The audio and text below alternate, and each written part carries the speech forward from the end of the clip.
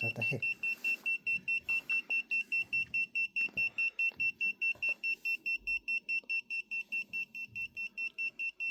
За энэ вейп татаад үлээж байгаа ш. Тэгэхээр ингэж нэмэгдэж байна.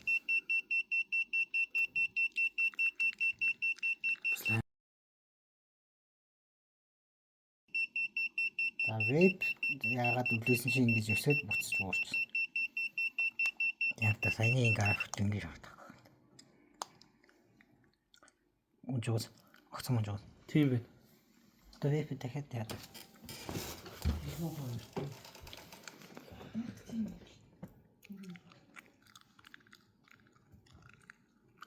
Шууд өсч шин.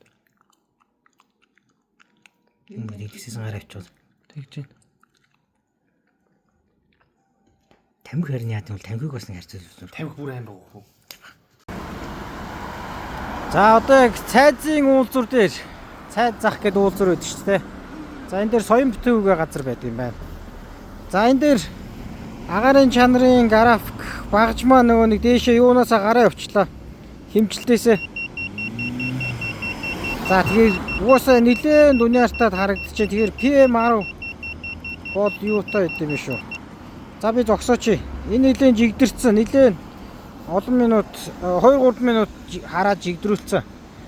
За тэгэхээр PM10 бол харагч 999 гэж байна те.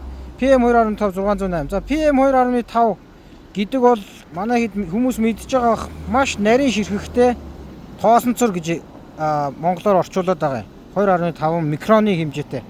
За 608 байна гэдэг чинь өөрөө юу гэсэн үг вэ гэхээр 250-аас дээш бол энэ олон улсын стандартаар бол аюултай.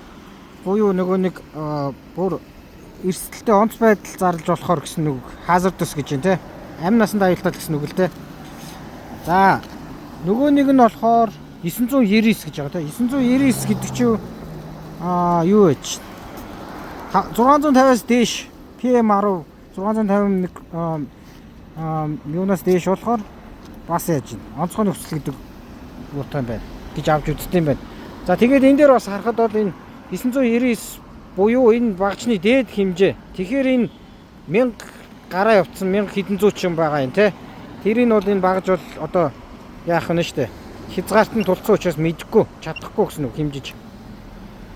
За тэгээ PM1 гэдэг бол бүр маш нарийн 1 микроны хэмжээтэй гэдэг чинь ойролцоогоор хүний өсийг нь одоо 100 хооосны нэгтэй тэнцэх хэмжээний нарийн тоосонцрын асуудлыг ярьж байгаа юм. Маш нарийн тоосонцор шишгүүлэг.